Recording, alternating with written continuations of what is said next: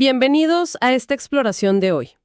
Tenemos en nuestras manos un documento muy particular, diría yo, una sentencia definitiva de la Comisión Nacional de Disciplina Judicial de Colombia. Así es, un fallo que pone el foco en un tema delicado, ¿eh?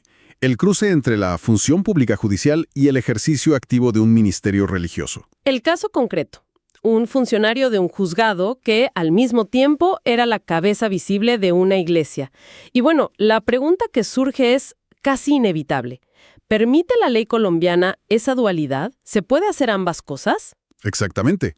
Vamos a analizar cómo la máxima instancia disciplinaria judicial abordó esta situación, confirmando una sanción por violar el régimen de incompatibilidades. Es un caso bien interesante. Fondo de la decisión final. ¿Qué nos dice esto sobre lo que se espera de un servidor público en Colombia? Pongámonos a ello. Y lo fascinante aquí es cómo se pone en la balanza, digamos, el deber de imparcialidad y neutralidad que es inherente al cargo judicial, frente a derechos como la libertad religiosa y, bueno, el rol que una persona puede tener en su comunidad, ¿no? Claro. La sentencia nos muestra paso a paso cómo se hizo esa ponderación. Es un ejercicio bien detallado. Perfecto. Empecemos por lo básico, entonces. Los protagonistas y la situación. ¿Quién era esta persona y qué hacía exactamente? A ver, se trata de un funcionario que ocupaba el cargo de citador. Esto es en un juzgado civil del circuito en Buga, allá en el Valle del Cauca. Un rol de apoyo, como notificador judicial, básicamente. Entiendo. Y según el fallo, llevaba bastante tiempo allí, ¿no? Leí que desde finales de 2008. O sea, no era alguien nuevo. Correcto, desde finales de 2008. Y en paralelo, aquí viene lo interesante, surge su otra faceta. Ajá. Desde más o menos 2011, esta misma persona, a quien vamos a llamar XXX para proteger su identidad, como hace la sentencia, figura como representante legal y presidente de una iglesia llamada La Voz de la Piedra Angular. O sea, durante varios años compaginó ambos mundos. Servidor público, entre semana, podríamos decir, y, al menos en papeles, y como veremos aparentemente en práctica, líder religioso. ¿Y cómo se destapó esto? ¿Cómo salió a la luz? Pues mira, como suele pasar en muchos de estos casos, todo comenzó con una queja anónima. Se presentó en abril de 2021. Anónima. Sí. Y un dato relevante que menciona la sentencia y que creo que es importante, es que el funcionario renunció a su cargo en el juzgado a principios de 2022. Ah, renunció. Sí, cuando el proceso disciplinario ya estaba en marcha. Eso consta en el expediente. Ahí está el conflicto servido, entonces. Empleado judicial por un lado, líder religioso por otro.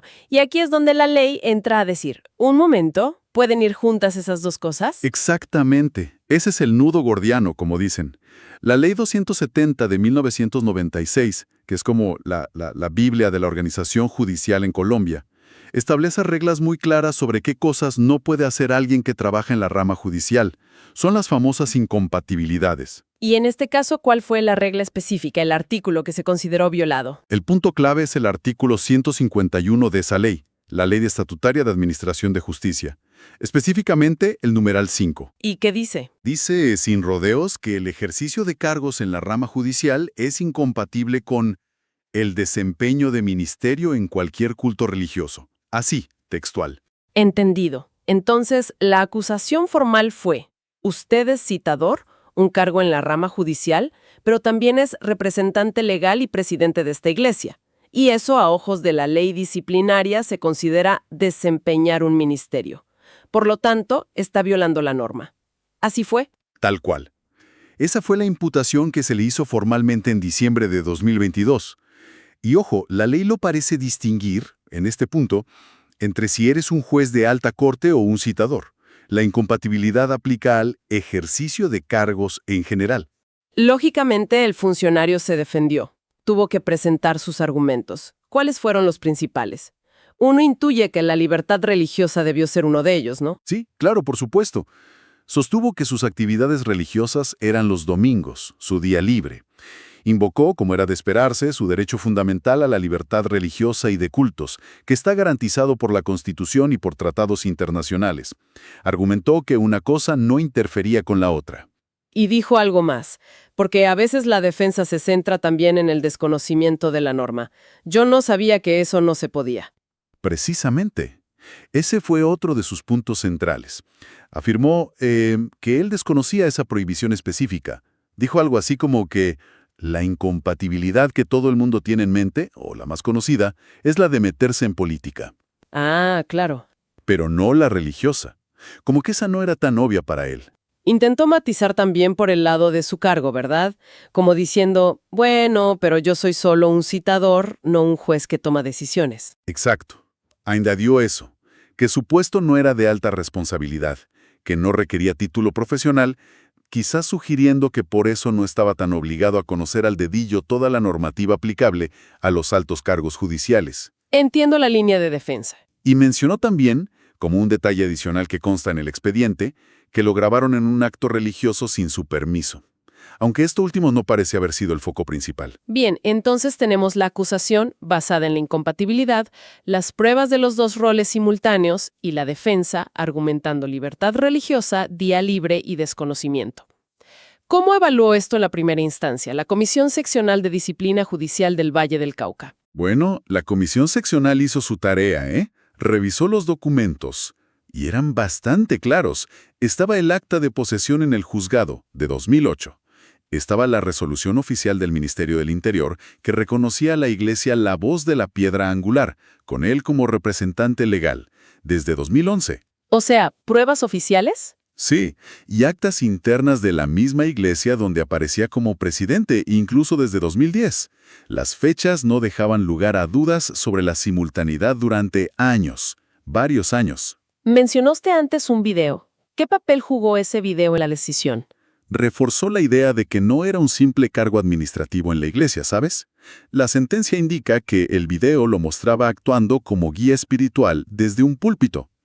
Esto ayudó a consolidar la imagen de que sí ejercía un ministerio, no solo una representación legal formal en papel. Esto legalmente al concepto de ministro de culto, que menciona la ley de incompatibilidad, porque a veces las palabras son clave. Se apoyaron en un decreto más antiguo, de 1998, el Decreto 354. Este decreto define quién es considerado ministro de culto.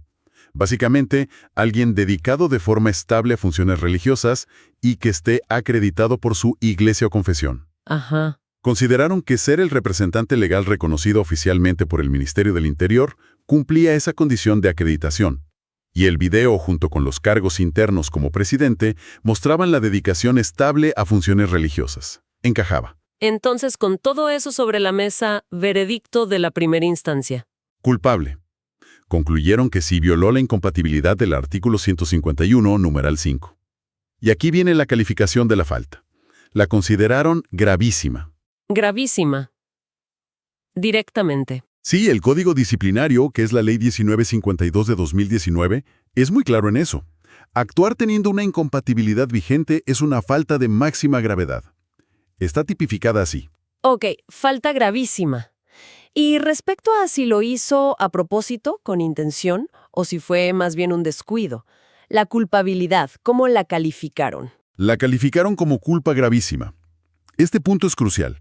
No dijeron que actuó con dolo, es decir, con la intención directa y consciente de violar la ley. Ajá. Pero sí que tuvo una negligencia muy seria, una falta casi total de cuidado.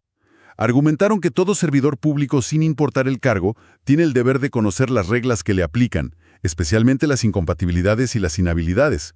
No hacerlo, no informarse, se considera una falta grave de diligencia. O sea, el mensaje es, aunque usted no quisiera violar la ley, activamente su descuido fue tan grande, tan inexcusable para un servidor público, que es casi igual de grave. Exactamente. Es una falta al deber objetivo de cuidado que se espera de cualquiera que trabaje para el Estado, y más en la rama judicial. Y la consecuencia de todo esto en esa primera decisión, la sanción. Una sanción dura, sí, destitución del cargo, que bueno, aunque ya había renunciado, esto queda en su hoja de vida, y tiene efectos, e inhabilidad general para ejercer cualquier cargo público por 8 años. 8 años. 8 años. Y como él no apeló esta decisión, el caso subió automáticamente a Bogotá, ¿cierto? A la Comisión Nacional de Disciplina Judicial. Aquí es donde entra el fallo que estamos analizando hoy. Exacto. Es un mecanismo de control interesante que se llama grado jurisdiccional de consulta. Si la decisión de primera instancia es sancionatoria y el afectado no apela, El superior jerárquico, en este caso la Comisión Nacional, tiene que revisarla de oficio. Es como una segunda mirada obligatoria para asegurar que todo esté en orden. Muy bien. Ahora sí, entremos al análisis del máximo Tribunal Disciplinario Judicial. ¿Qué fue lo que examinaron ellos y qué confirmaron? Me imagino que primero vieron si eran competentes y si el proceso se hizo bien. Sí, lo primero fue eso, confirmar su propia competencia. Hubo un pequeño debate técnico ahí sobre si la figura de la consulta seguía vigente después de unas reformas legales, pero concluyeron que para este tipo de casos sí lo estaba. Tenían que revisar. ¿Y encontraron algún problema en cómo se llevó el caso en primera instancia? ¿Alguna irregularidad? Detectaron una cosilla procedimental, sí. Señalaron que quizás el caso debió seguir un trámite que se llama verbal, que es un poco más rápido, en vez del ordinario que efectivamente se usó. Ah, un detalle de forma. Exacto. Pero aquí aplicaron un principio importante. Dijeron que esa irregularidad formal, aunque existió, no afectó los derechos fundamentales del funcionario. O sea, él pudo defenderse, presentar pruebas, el debido proceso se respetó en lo esencial. Interesante. Como diciendo, sí, hubo un pequeño error de forma, pero no dañó lo sustancial. El fondo del asunto. Así que seguimos adelante. Priorizaron la justicia real sobre el formalismo extremo. Justamente. Un criterio de eficacia y de evitar nulidades innecesarias que a veces solo retrasan las cosas. Una vez superado eso, entraron al fondo del asunto. Y lo primero, lo que los abogados llaman la tipicidad. Que básicamente es ver si lo que hizo el funcionario encaja como una pieza de rompecabezas en la descripción de la falta que está escrita en la ley. ¿Coincide o no coincide? Justo así. Y la Comisión Nacional no tuvo dudas al respecto.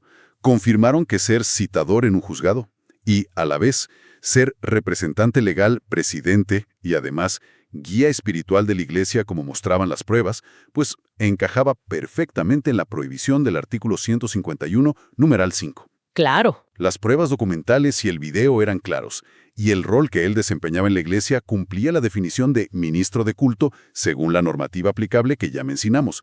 No había cómo negarlo. Listo el check de tipicidad entonces. Luego viene la antijuridicidad, ¿no? Que es como preguntar, bueno, ¿y esto por qué está mal? ¿Qué daño causa? ¿Cuál es el bien jurídico que se protege al prohibir esto? Aquí es donde explican el porqué de la norma. Y es un punto central en la sentencia.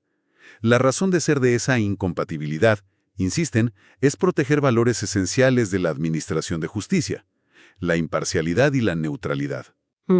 Quieren evitar cualquier sombra de duda sobre la objetividad de quienes trabajan en la rama judicial, que la gente confíe en que las decisiones y actuaciones son neutrales.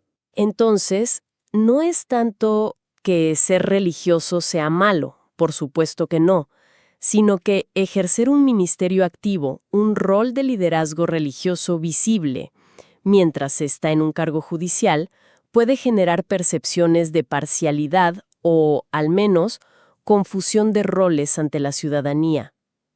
Esa es la idea. Exacto. La comisión enfatizó eso, que al violar esa norma específica, el funcionario afectó ese deber fundamental de preservar la imagen de neutralidad e imparcialidad de la justicia. Y no encontraron ninguna razón válida, ninguna justificación legal para esa conducta. Citaron decisiones anteriores que recalcan esta necesidad de separación para mantener la confianza pública en el sistema judicial. Queda claro el bien que se busca proteger con esa norma. Ahora, volvamos a la responsabilidad del funcionario. La culpabilidad. ¿Estuvieron de acuerdo con la calificación de culpa gravísima que dio la primera instancia? Totalmente. Confirmaron esa calificación. Reiteraron el mismo argumento que ya había usado la comisión seccional. Como servidor público, él tenía la obligación, el deber, de informarse y cumplir las reglas de su cargo. Su alegato de desconocimiento, lejos de excusarlo, demostraba precisamente esa falta de diligencia grave, esa culpa gravísima. Es un estándar alto de exigencia para el servidor público, ¿eh? No basta con no tener mala intención, parece decir la comisión, sino que hay que ser activamente diligente en conocer y cumplir las normas que te aplican. Así es. La sentencia es muy clara en ese punto. Aunque fíjate que se menciona brevemente la palabra dolo, o sea, intención, en alguna parte del análisis, la decisión final se cementa consistentemente sobre la culpa gravísima que ya había determinado la primera instancia. No llegaron a decir que hubo dolo, pero sí una culpa muy grave. Entendido. Y por último, ¿qué dijeron de la sanción? Esos 8 años de inhabilidad y la destitución, ¿les pareció adecuada, proporcional? Revisaron lo que se llama la dosimetría de la sanción. Es decir, si el castigo era justo y proporcional a la falta.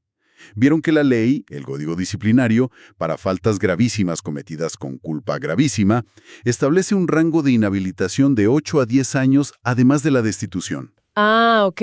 Como le pusieron 8 años, estaba en el mínimo de ese rango legal. Así que consideraron que era una sanción justa, razonable y proporcionada a la falta cometida y al grado de responsabilidad demostrado.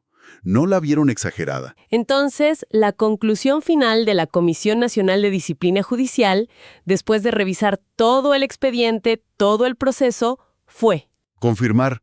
Ratificaron en todas sus partes la sentencia original que venía de la Comisión Seccional del Valle del Cauca. No modificaron nada. con lo cual, la sanción quedó en firme. Destitución, con los efectos que eso tiene en el registro y la hoja de vida, e inhabilidad de 8 años para ejercer funciones públicas para este exfuncionario. Caso cerrado. En resumen, este análisis detallado de la sentencia nos deja una lección muy clara sobre los límites legales en Colombia. No se puede ser empleado de la rama judicial y, simultáneamente, ejercer un ministerio en un culto religioso. Y esto aplica, según el fallo, sin importar el nivel del cargo, sea juez o citador. Y la razón de fondo, que quedó muy recalcada en la decisión, es la protección de la imparcialidad y la neutralidad de la justicia. No se trata de ir contra la libertad religiosa en sí misma, sino de asegurar que la función judicial se perciba como totalmente objetiva y separada de otros roles que puedan generar dudas. ¿Correcto? El fallo deja claro que, en este conflicto específico entre el deber funcional y el derecho a ejercer un ministerio, la ley colombiana le da prioridad al deber funcional de mantener esa imagen de neutralidad. Es una ponderación que hace la ley y que la jurisprudencia disciplinaria respalda consistentemente. Y otro mensaje clave que resuena fuerte es la responsabilidad individual del servidor público de conocer las reglas del juego. El "yo no sabía" parece que no funciona como excusa en el ámbito disciplinario. Efectivamente. Incumplir ese deber de informarse y acatar las incompatibilidades se considera una falta grave de diligencia, una culpa gravísima en este caso, con consecuencias serias como las que vimos. El estándar es alto. Es un caso que pone sobre la mesa esa tensión, a veces incómoda, ¿no?, entre las obligaciones de un cargo público, con sus exigencias de neutralidad, y otras facetas importantes de la vida personal, como puede ser la fe o el liderazgo comunitario en el ámbito religioso. La ley aquí optó por trazar una línea divisoria muy definida. Sin duda.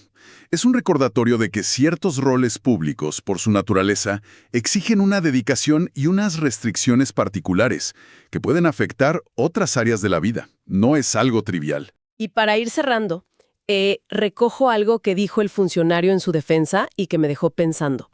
Él mencionó que la incompatibilidad que todos tienen en mente es la política. Y eso nos deja una pregunta interesante, ¿no?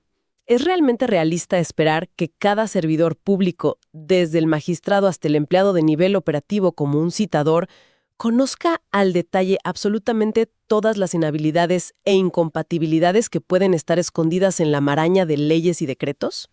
Es una buena pregunta. Especialmente aquellas que son menos famosas o quizá menos intuitivas que la prohibición de hacer política. Y en la práctica, más allá del principio legal de que la ignorancia de la ley no excusa, ¿qué peso real se le da o quizá debería dársele a ese argumento de desconocimiento genuino, sobre todo en cargos que no tienen poder decisorio directo?